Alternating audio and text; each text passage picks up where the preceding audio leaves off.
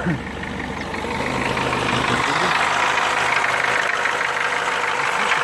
сколько.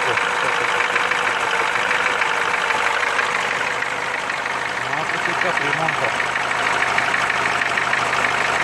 Тут есть. Все нормально.